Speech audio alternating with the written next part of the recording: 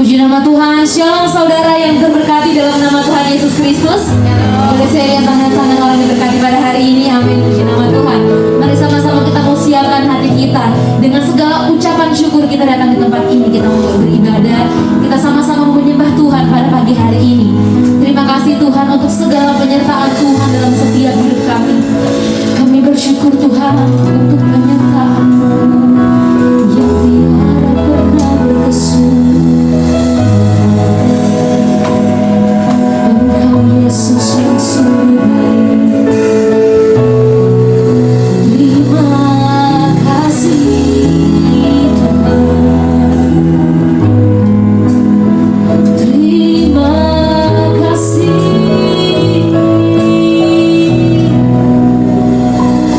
Ku mau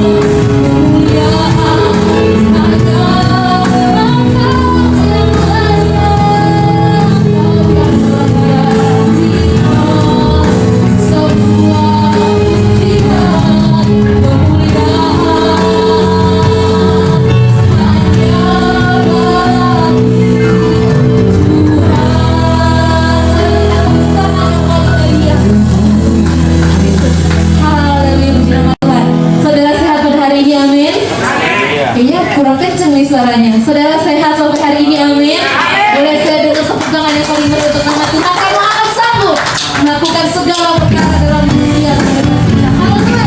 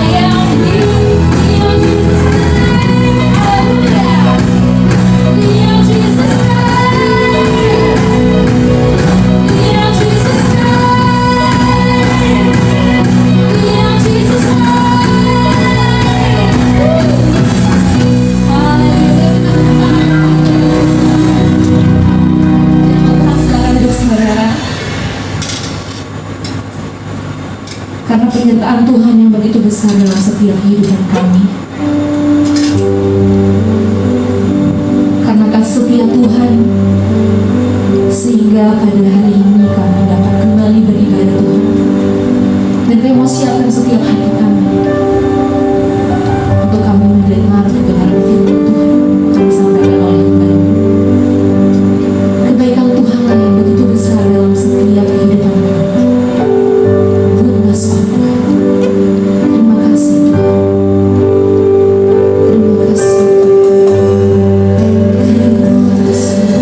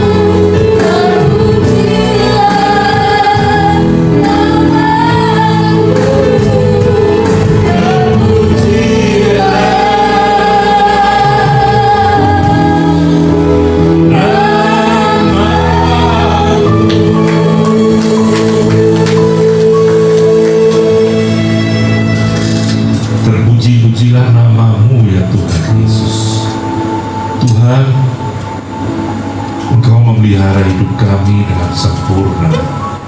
Kami ada di tempat ini semua karena kasih karunia-Mu. Kami tetap sehat, kami tetap beraktivitas, dan terlebih Tuhan, kami boleh datang ke kaki-Mu. Itu satu anugerah yang luar biasa. Tuhan, terima kasih, terima kasih.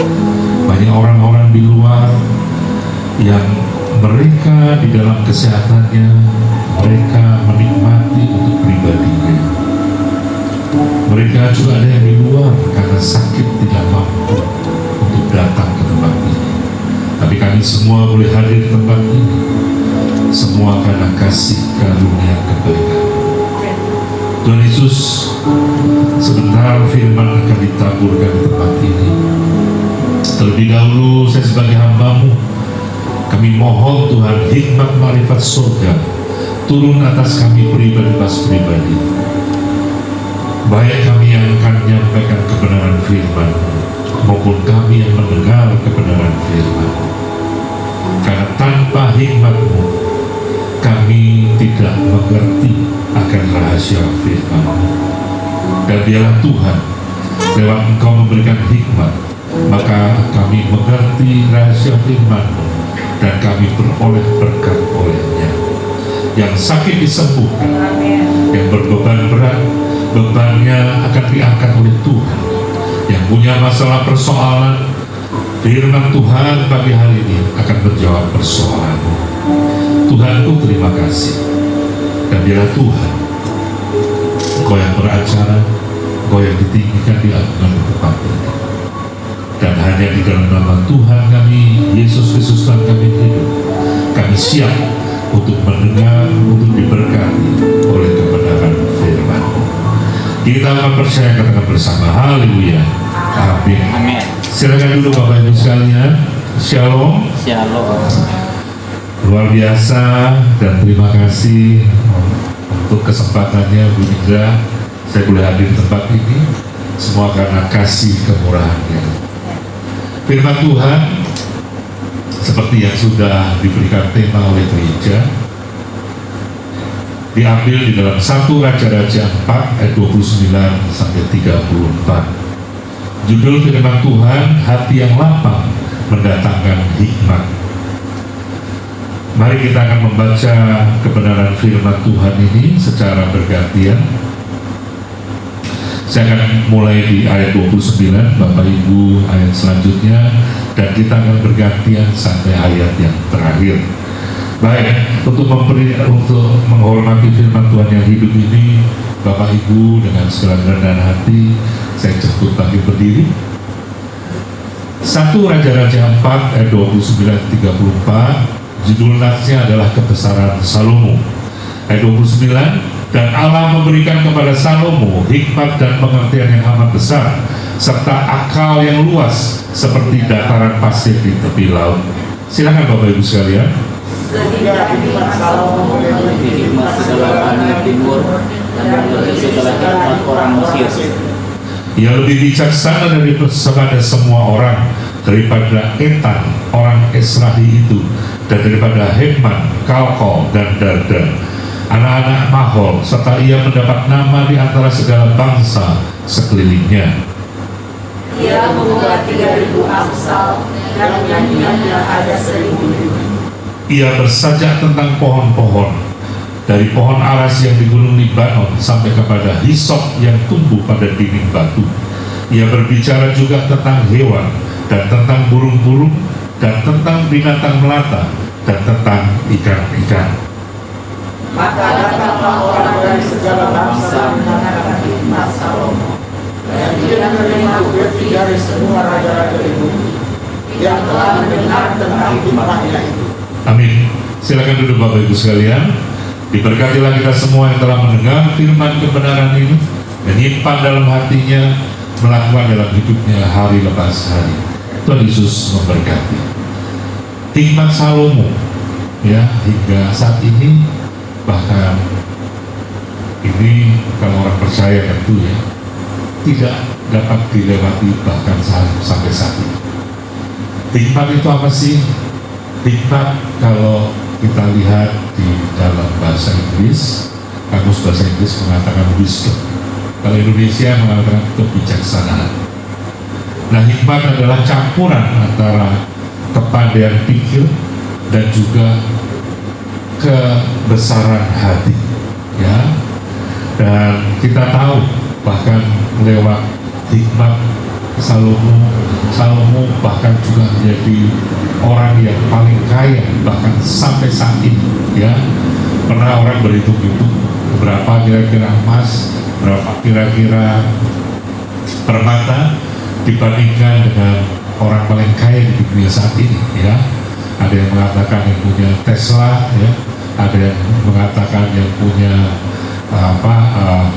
John Bezos, ada yang segala macam. Tapi mereka ternyata setelah dihitung-hitung kekayaannya tidak pernah melampaui Salomo.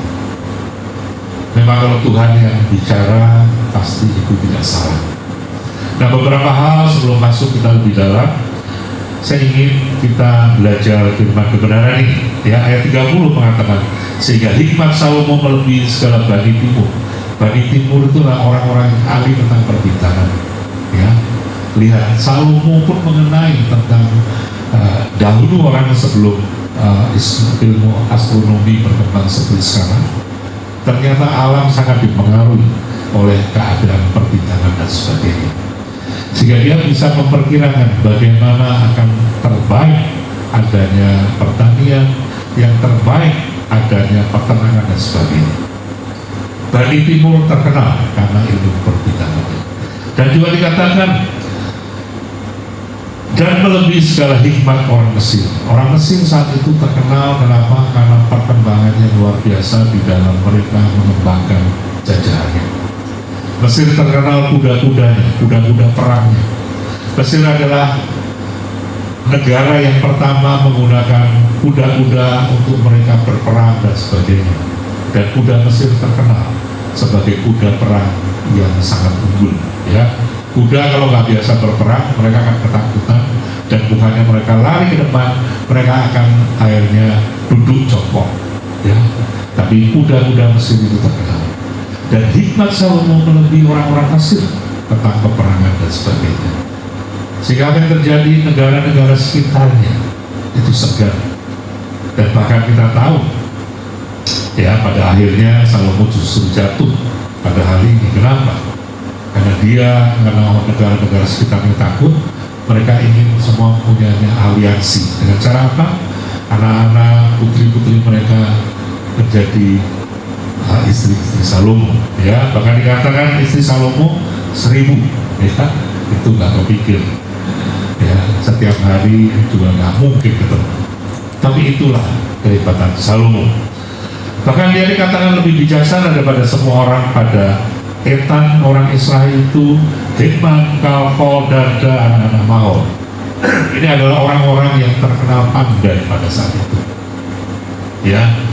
Zaman-zaman sekarang mungkin yang kayak seperti Kopernikus, seperti ahli-ahli Newton, ahli-ahli yang luar biasa. Tetapi ternyata hikmat Salomo melebihi mereka semua. Nah, tema dikatakan oleh gereja hati yang lapang. Nah, tentu saya percaya hikmat ini harus disertai juga hati yang lapang. Saya ingin Bapak Ibu mengerti perbedaan antara hikmat manusia dan hikmat Tuhan. Hikmat manusia itu selalu kita diajar dari mulai kecil, belajar, kita ngerti, tahu dulu, ya, baru kita percaya. Tetapi hikmat Tuhan terbalik, kita percaya baru kita tahu, ya. Bahkan firman Tuhan mengatakan di dalam firman Tuhan dengan jelas mengatakan bahwa Amsal 9 ayat 10, permulaan hikmat adalah takut akan Tuhan, dan mengenal yang Maha Kudus adalah pengertian. Jadi karena kita takut akan Tuhan, Tuhan adalah pencipta langit dan bumi, pemilik segalanya, sehingga seharusnya memang demikian. Waktu kita takut akan Tuhan, Sang Pemilik itu, maka kita mulai mengerti akan ciptaan-ciptaannya. Tetapi dunia seringkali mengajarkannya secara terbalik. Kita maunya ngerti dulu baru percaya.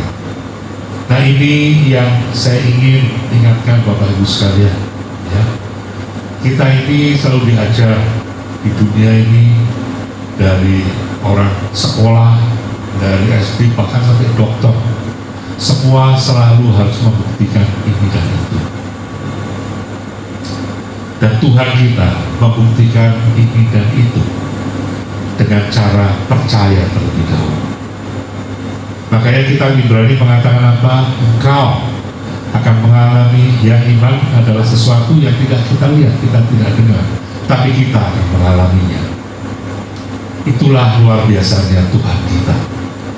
Dan saya berharap Bapak Ibu sekalian, ya, makin kita ke depan, makin kita tahu bahwa yang menyelamatkan, yang membuat kita nanti kembali ke surga adalah hikmat yang datang dari Tuhan. Orang-orang sekarang tambah pinter, tapi Bapak Ibu coba lihat keadaan saat-saat ini, ya. Kita mengalami yang namanya dikasih sakit COVID ini. Sampai saat ini belum, dengan ilmu pengetahuan yang ada, belum terbukti, ya, ketemu benar-benar gimana sih cara ngobatinya. Ya, dulu dikatakan bahwa kita dengan adanya varian Delta dan sebagainya, ya, kita diberikan antivirus dan sebagainya, sampai harga di mana-mana begitu tinggi, sampai orang mengatakan ini jangan-jangan semua konspirasi, ya, bisnis dan sebagainya. Tapi saya percaya bahwa semua terjadi karena oleh izin Tuhan. Kepadan manusia tidak bisa menyelamatkannya. Orang mengatakan orang yang sehat kebal pasti nggak akan masalah. Tapi ternyata saya punya teman umur 30 tahun juga meninggal. Sekarang anak-anak 3 tahun juga meninggal. Bahkan kemarin ada 85 tahun, ya, sudah ini adalah Ibu Pak Hendra dari pembina Orchard Road, ya. Dia sudah kritis kena COVID, dan Pak Hendra bilang, waduh Pak, ini apa bisa lewat?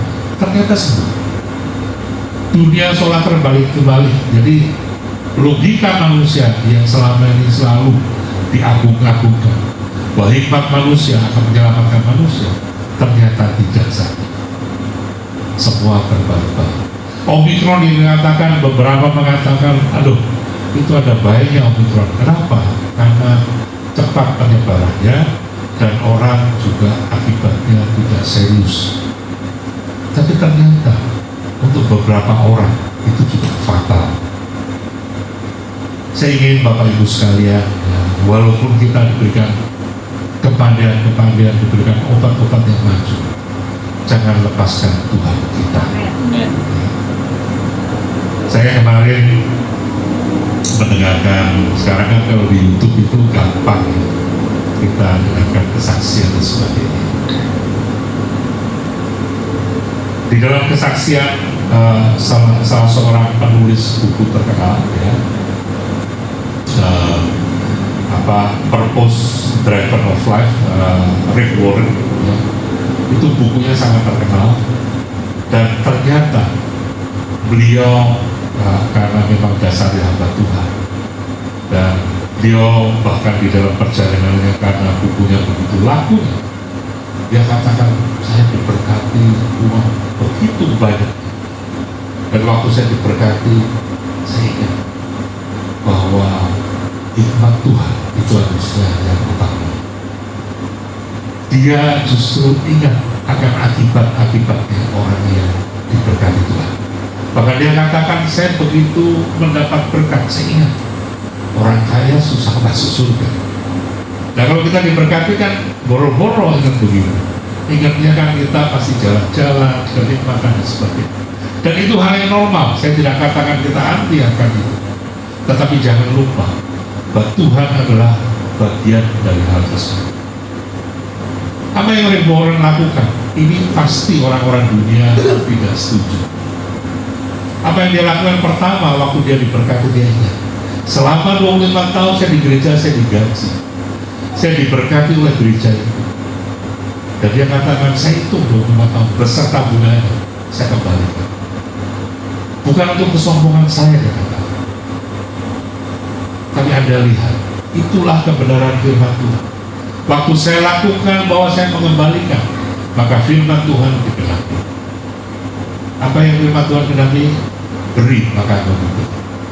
Maka waktu Rick Warren memberi yang kembali 25 tahun, itu kalau dikali kan juga nggak hal yang kecil. Dia makin diberkati berjuta-juta dolar. Dan dia katakan, kalau saya mau beli ya mobil Ferrari sangat-sangat mampu, mobil jet saya sangat mampu, tapi orang menyaksikan Rick Warren masih memakai mobil Ford yang biasa ya. Waktu itu ditulis tahun kira-kira 2015-2016, masih memakai mobil yang berusia 14 tahun di Amerika ya. Kalau di Indonesia itu nggak biasa ya, kita utik sana utik sini, banyak mobil masih jalan dengan baik berpuluh tahun. Tapi kalau di Amerika biasanya di atas 5 tahun sudah buang atau diganti. Dia masih memakai mobil yang usianya 14 tahun. Dan apa yang dilakukan? Dia bilang, saya makin diberkati, saya makin diingatkan Tuhan bahwa saya harus tidak tergantung oleh berkat kekayaan. Kalau hikmat manusia ini nggak masuk akal. Yang apa dilakukan oleh manusia adalah waktu kau diberkati, kau pertahankan kekayaan itu, kalau bisa tambah kaya. Kita bisa membenarkan tindakan-tindakan kita dengan berbagai cara. Ada orang yang benar, loh saya kan diberkati karena saya punya tanggung jawab yang banyak. Saya diberkati karena saya bisa memberkati hal-hal yang lain. Tapi jarang orang yang mau melakukan hal-hal yang Rick Warren lakukan. Waktu dia diberkati lebih, kalau Bapak Ibu nanti cari ya, akhirnya apa yang dia lakukan? 91% justru dari apa yang dia dapat, dia kembali. Dia cuma ngambil 9%. Dan itu pun berlimpah. Ini yang saya katakan hikmat dari Tuhan ada pada hidupnya. Tidak masuk akal. Tetapi waktu dilakukan, Tuhan tidak hanya memeliharanya, tapi Tuhan juga memelihara dari kematian kekal. Ya, orang-orang kaya itu makanya Tuhan bilang, orang kaya susah masuk surga. Nah, kalau kita selalu diberikan atau dididik atau berdasarkan historical, ya, itulah hikmat manusia. Pengalaman saya dulu, kalau buru-buru mau ngasih, sekarang aja lagi susah. Inilah hikmat manusia berdasarkan pengalaman. Dan Tuhan juga katakan bahwa apa yang kau takutkan, apa yang engkau khawatirkan, itu yang mendatangi. Dengan kata lain, di mana imanmu berada, atau kau taruh imanmu, itulah yang terjadi. Waktu kau takut miskin karena memberi, itu yang terjadi. Tapi waktu kau melakukan firman Tuhan dan engkau menjalaninya dengan hati yang dengan benar, maka engkau akan mendapat berkat Tuhan. Kemarin saya juga mendengar satu kesaksian menarik orang Padang. Ini dari Miracle TV, bagus Bapak Ibu, mungkin ada panjang karena kemarin karena dalam keadaan COVID ini kita seringkali kalau ada waktu kan males ya untuk jalan ke mall, kita masih jaga. Jadi mau nggak mau saya nonton YouTube ya, dan itu menjadi berkat. Salah satu kesaksian seorang Padang itu Yusnita Tanjung, nanti Bapak Ibu bisa cari bagaimana kesaksian beliau yang tadinya dari orang yang semuanya Muslim, dia melarikan diri dari bapaknya, yang anak bapaknya itu di tempat asalnya di Padang, sangat berwibawa, tetapi istrinya banyak, sehingga dia merasa tidak sejahtera dan dia larilah ke Jakarta. Dan akhirnya suatu saat dia dipaksa kawin bapaknya. Apa yang terjadi? Akhirnya dia lari cari pembinaan dan orang Kristen. Yang waktu itu dia katakan bapaknya ini orang yang sangat ditakuti di Padang, maka dia di sini cari secara hikmat manusia ini. Saya cari orang yang bisa melindungi saya. Ternyata dia dapat orang Kristen, tetapi preman. Ya. Ini menarik sebetulnya kalau Bapak Ibu nanti sempat ya coba cari itu menguatkan iman percaya kita. Apa yang terjadi? Akhirnya dia menikah, dan di dalam pernikahan itu dia bilang dia sempat marah. Kenapa? Ternyata zaman itu memang masih boleh orang yang kalau menikah agamanya masing-masing. Tapi apa yang terjadi saat itu oleh keluarga suaminya, dia diberkati dan sekalian dibaptis. Dia protes, saya kan nggak mau begini. Tapi dia bilang, saya nggak berani karena orang ini sangat taat di dalam agama sebelumnya, sehingga dia tahu bahwa ada Tuhan berperan dan dia taat. Dan dia akhirnya menikah. Tapi gara-gara yang dinikah oleh Kristen dan preman, yang terjadi setiap hari suaminya minum dan sebagainya, dan akhirnya mereka diberkati anak-anak 3 orang, tapi akhirnya suaminya selingkuh, ya, punya orang-orang simpan dan dibawa ke rumah. Apa yang terjadi? Dia cuma tahan aja, dan dia akhirnya makin dekat kepada Tuhan. Dan di dalam hidupnya apa yang dia lakukan, dia katakan karena Tuhan berbicara kepada dia untuk dia menginjil. Dan apa yang dilakukan, dia akhirnya sekolah Alkitab di Malang, dan di Malang dia sekolah dengan benar. Anak-anaknya ditinggalkan kepada bapaknya. Ternyata anak-anaknya telantar, dan dia harus kembali ke Jakarta. Dia merintis pekerjaan sebagai artis dan sebagainya. Dan ibu ini cukup cantik jadi. Tapi apa yang dia lakukan, dia pun ditipu. Dan apa jadinya? Dia tetap mengasihi suaminya. Dan suatu saat ya suaminya ini sering pulangnya 2-3 bulan ya, nggak pulang ya. Suatu saat suaminya itu pulang, tetapi dalam keadaan luka parah dan harus masuk rumah sakit. Kenapa? Karena dia berantem dan sebagai preman dan sebagainya, dibacok dan sebagainya. Apa yang terjadi? Dia merawatnya. Yang dia sedihkan adalah waktu dia merawat dan keluarga suaminya mengatakan ini memang istri saya. Istri yang lainnya tidak boleh ikut merawat oleh rumah sakit. Ini ada aturan waktu itu. Dan singkat cerita, ternyata suaminya ini butuh dioperasi dan sebagainya, sedangkan dia tidak punya uang. Dan dia katakan, dokter, saya ini dari orang tidak percaya, tapi saya percaya Tuhan Yesus bisa menyembuhkan. Saya mohon, saya diberikan kesempatan, bahwa saya yakin bahwa tidak akan ada pisau lain yang akan ada di tubuh suami saya. Dan singkat cerita, dokternya jelaskan ya di ronsen, ternyata suaminya ini tidak hanya luka-luka di luar, tapi di dalam pun beberapa tulangnya retak, sehingga dibutuhkan operasi. Tidak mungkin tuh. Dia bilang, kasih saya kesempatan. Dan apa yang dia lakukan? Dia lakukan doa puasa. Seminggu kemudian waktu di ronsen, semuanya mudah sembuh. Akhirnya suaminya ini sembuh ya. Tetapi kelakuan suami tidak berubah. Nah, yang ingin saya katakan, tidak hanya reward yang kaya ya, itu tetap setia di dalam Tuhan, di dalam berkat Tuhan. Tetapi ibu ini, ibu Tanjung ini, yang di dalam kesetiaannya kepada Tuhan mengalami hal-hal yang dunia katakan bodoh, kalau itu tinggalin aja ngapain. Tapi lihat, inilah hikmat Tuhan. Hikmat Tuhan mengajar kita melakukan hal-hal di luar akal manusia. Bukan masalah kaya, bukan masalah kenikmatan, bukan masalah apa yang ada di dunia ini yang menyenangkan diri, tetapi orang tetap setia dikala dia susah, dikala dia kesulitan. Dan lebih kalau Bapak Ibu nanti lihat ya, kalau sempat aja Miracle TV itu hampir 2 jam lebih saya nonton, menarik juga. di dalam kesulitannya, ya, dan di tengah-tengah itu dia juga cerita yang menyedihkan. Dia bilang waktu suami hari bangun ya sehat, suaminya kan sehat, nggak ada kekurangan lain, dikasih makan.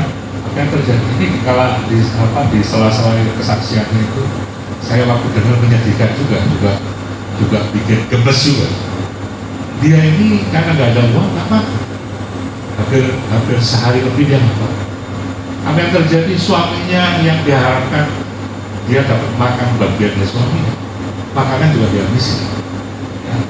Tapi dia bilang hal-hal yang kelihatannya kecil yang dalam pandangan manusia, tapi Tuhan justru sudah memperhatikan.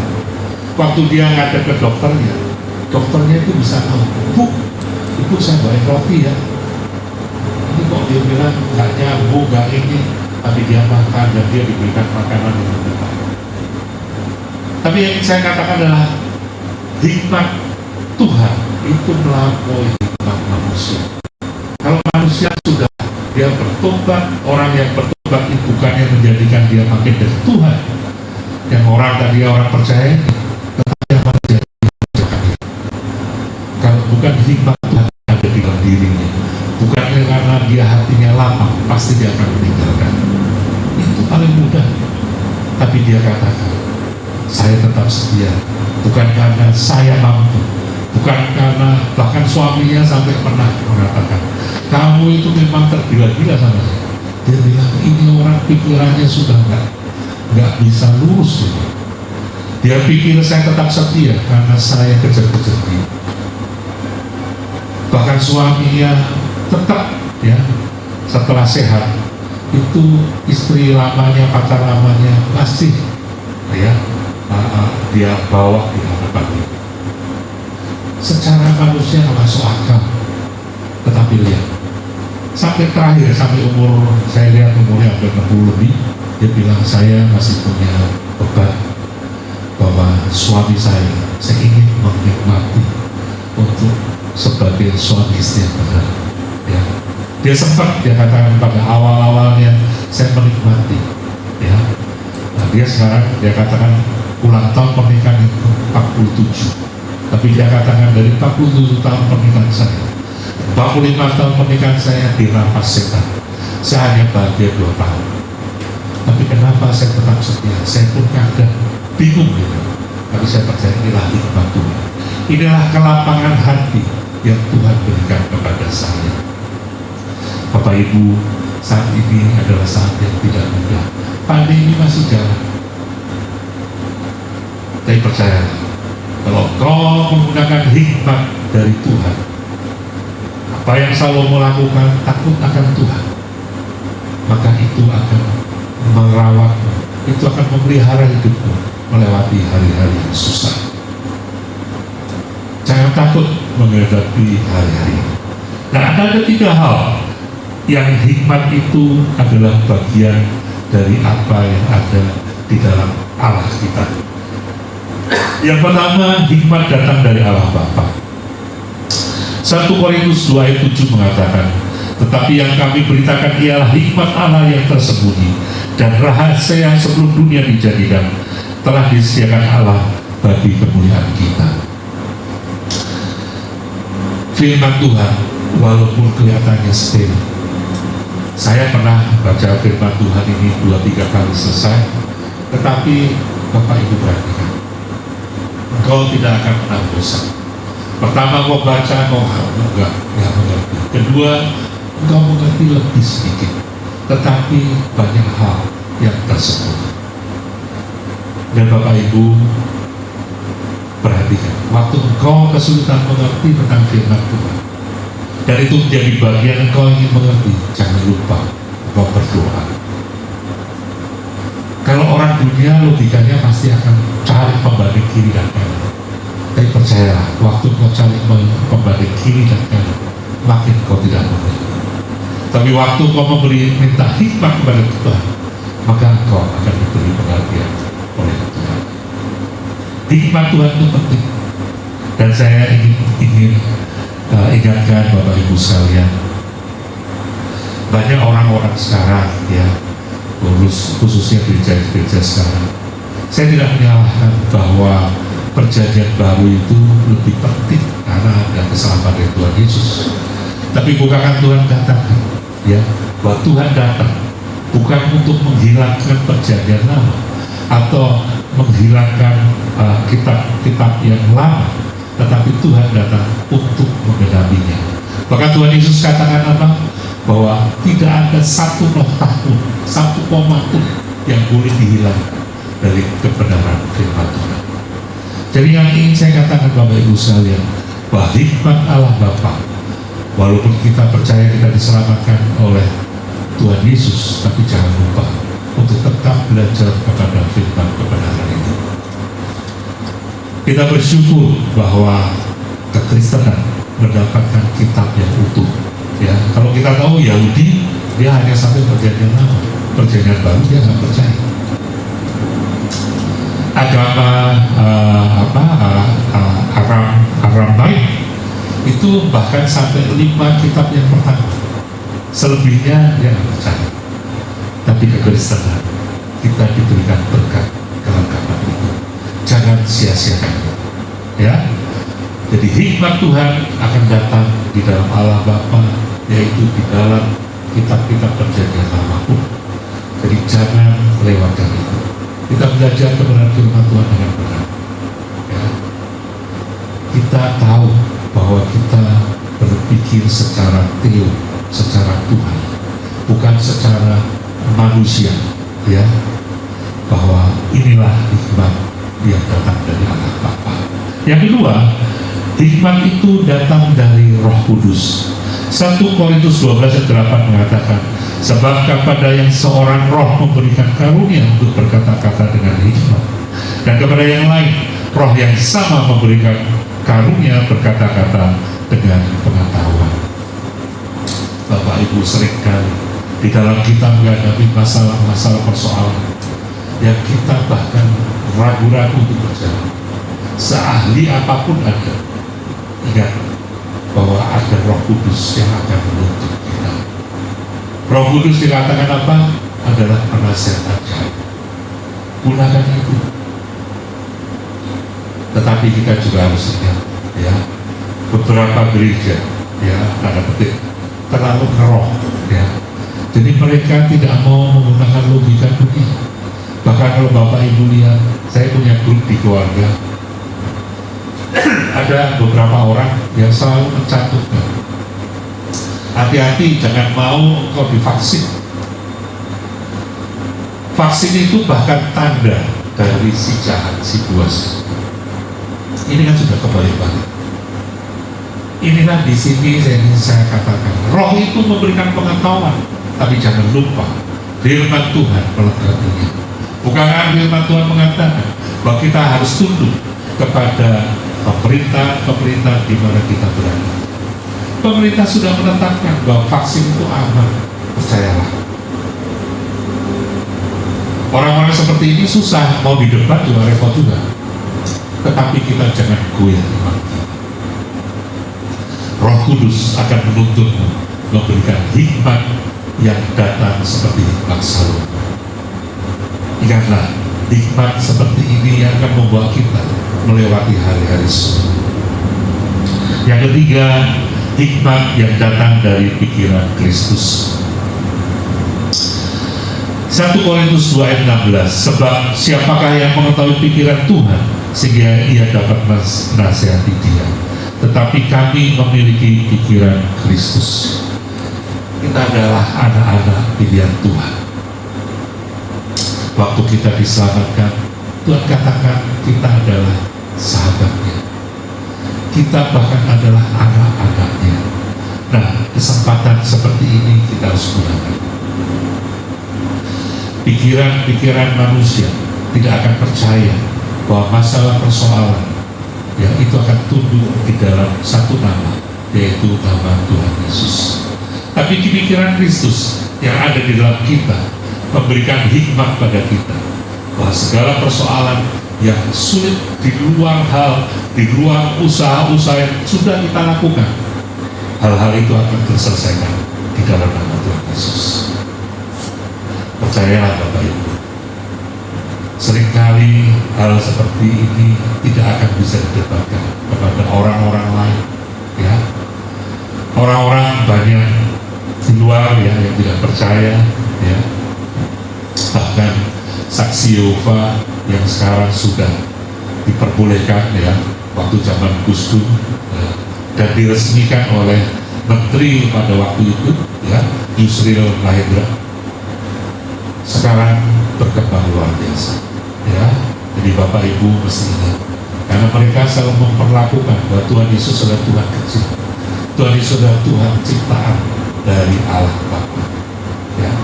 Bapak Ibu harus tahu perbedaan ini dan jangan goyah dengan menghadapi mereka ya. Tetapi kita percaya bahwa kau menghadapi mereka, nggak usah kita teriak-teriak dalam nama Tuhan Yesus dimusuhkan, tapi dalam hati selalulah ya. Karena kalau kau berdebat dengan mereka, mereka adalah penyerang yang luar biasa ya. Saya punya dulu pegawai yang pengikut saksi Yehova, dan saya sebagai hamba Tuhan coba menjelaskan firman. Tapi apa terjadi? Mereka selalu akan mencoba hal-hal yang memang akan sulit. Makin kita desak, itu makin dia mengatakan, ya.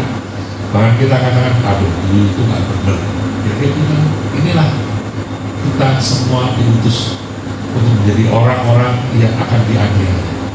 Waktu kita berikan argumen-argumen, waktu kita sudutkan, dia mengatakan bahwa inilah memang kita orang-orang yang dianiaya. Kan repot. Saya percaya waktu kau berdoa di dalam nama Tuhan Yesus, kau dihindarkan dari pengaruh-pengaruh mereka, maka kau akan mengatasi masalah-persoalan dunia ini. Di dalam pikiran Kristus, kau akan menang atasnya. Pagi hari ini kita diingatkan semua bahwa hikmat Tuhan itu melampaui hikmat manusia. Hikmat Tuhan seperti yang dialami Raja Salomo, kita akan bisa mengalaminya asal kita melakukannya di dalam iman percaya kita. Percayalah dan jangan takut menghadapi keadaan-keadaan seperti sekarang ya. Sekarang ada orang ngomong ya, Omikron yang tadinya dikatakan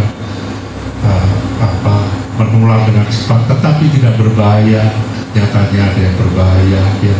Ada yang mengatakan, bahkan beberapa di luar negeri Eropa beberapa sudah membuka, mereka mengatakan bahwa pandemi ini sudah menjadi endemik. Artinya apa? Seperti flu biasa. Hati-hati, saya mengatakan ya, karena pemerintah kita masih berjalankannya dengan hati-hati, dan ternyata yang orang meninggal pun cukup banyak. Tetapi juga ada orang-orang mengatakan bahwa Omikron ini berkembang pada varian yang lebih lanjut, lebih berbahaya. Apapun yang terjadi, percaya hikmat Tuhan akan membuat kita melewati hal-hal ini. Dan yang lebih penting, percaya bukan hanya melewatinya, tapi kita menang atas masalah persoalan dalam nama Tuhan Yesus. Haleluya, amin. Mari kita berdoa atas firman kebenaran ini.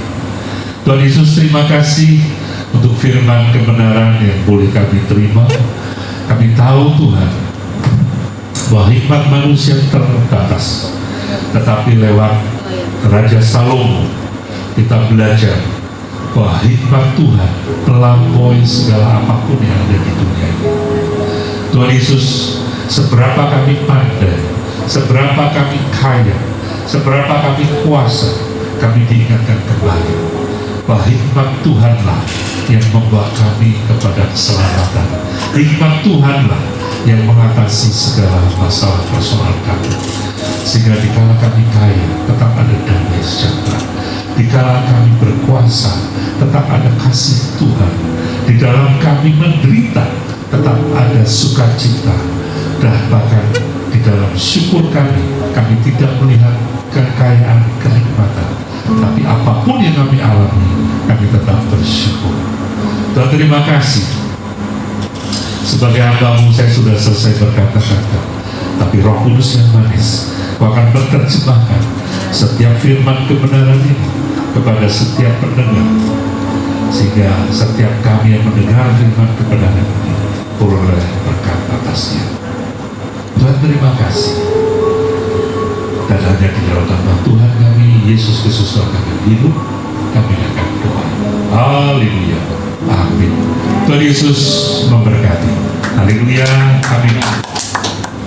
Amin, puji nama Tuhan. Terima kasih untuk hambanya Pastor Yogi, dan tiba saatnya kita akan memberi persembahan kita. Saya undang untuk hambanya akan duduk.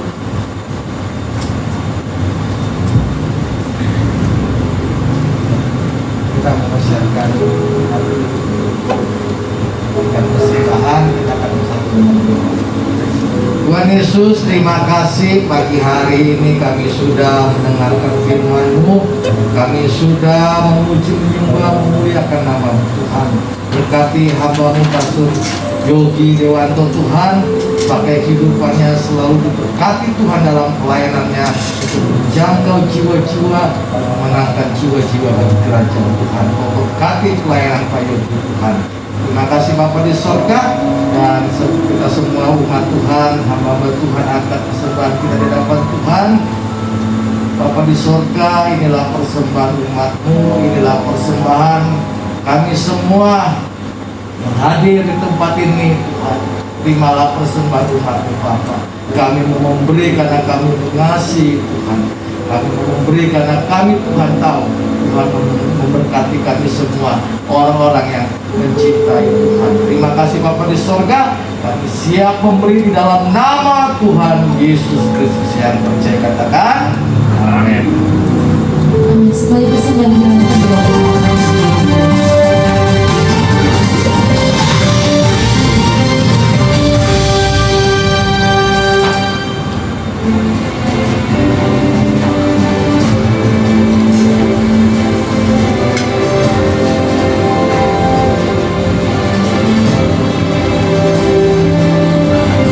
Jemaat Tuhan dari Victorious Family, kami mengajak saudara untuk bergabung dalam kegiatan Victorious Home. Dalam kegiatan ini, saudara dapat saling bertegur sapa dan mengikuti fellowship dalam komunitas Victorious Family melalui Zoom. Untuk itu, kami mengajak saudara ikut dalam Victorious Home dan jadwal yang ditampilkan di layar. Bagi saudara yang rindu dalam kebersamaan keluarga besar GBI Victorious Family, dapat menghubungi YMGS atau pelayan Tuhan di wilayah saudara beribadah. Dalam kesempatan ini, kami juga mengajak wanita-wanita GBI Victorious Family. Mari bergabung dalam kegiatan Victorious Women. Dalam kegiatan ini, Anda dapat saling mengenal lebih dekat, mendengarkan kesaksian dari saudara-saudara Sema. Victorious Women diadakan setiap hari Rabu pukul 16 waktu Indonesia Barat. Untuk informasi lebih lanjut, dapat menghubungi WA Sekretariat GBI Victorious Family yang ditampilkan berikut ini. Tuhan Yesus memberkati.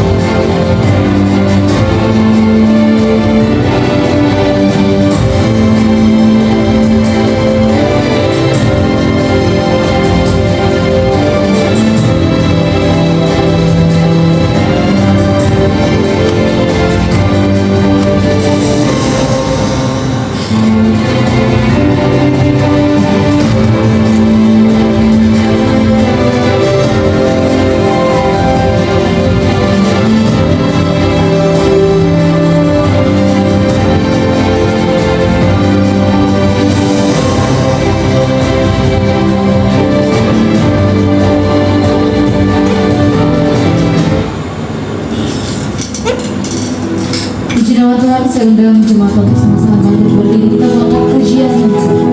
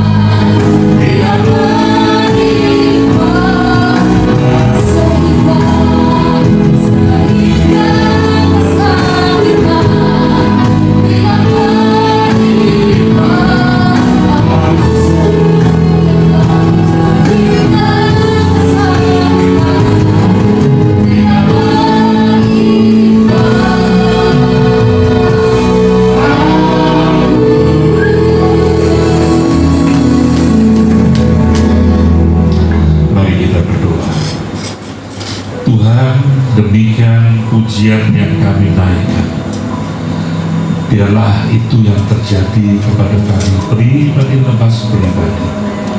Itulah iman percaya kami, itulah hikmat marifat surga yang ada kepada kami. Tuhan Yesus, sebentar kami akan berpisah satu dengan yang lain. Ini mau menyatakan kasih-Mu Tuhan. Ya Tuhan, Kau menyertai kami. Tutup bungkus kami pribadi dengan kuasa darah Yesus. Bentengi kami dari segala yang jahat. Dan tibakan kami ke tempat pribadi rumah kami masing-masing dengan selamat sejahtera. Tuhan Yesus, sebelum kami berpisah, kami akan menerima berkat-berkat yang datang dari-Mu. Kekasih-kekasih Tuhan di tempat ini, arahkanlah hati jiwamu pada Tuhan. Angkat kedua tanganmu, tanda Engkau siap untuk diberkati. Amin. Diberkatilah setiap pribadimu. Kesehatanmu, sukacita dan sejahteramu ada di dalam berkat kasih Tuhan Yesus. Rumah tempat kediamanmu ada sinar kemuliaan Tuhan. Itu menandakan ada berkat, ada kasih di dalam rumah tangga, setiap rumah tanggamu. Sehingga setiap pribadi yang masuk maupun keluar dari ambang pintu rumahmu diberkati Tuhan Yesus. Amin. Setiap karya pekerjaan Tuhan percaya dalam hidupmu, percayalah oleh karena penyertaan kasih Tuhan dan hikmat Tuhan dalam hidupmu, engkau akan dibawa kemenangan lewat kemenangan, engkau akan dibawa naik. Dan pada saat waktunya Tuhan Yesus jadikan kau sebagai kepala. Sebagai kepala nama Tuhan Yesus dimuliakan. Sebagai kepala adalah kau rendah hati, karena itu semua kasih kemurahan Tuhan saja. Dan pada saat Maranatha nanti bersama-sama dengan orang kudus, orang pilihan Tuhan Yesus, dan kita semua umat percaya di tempat ini bersama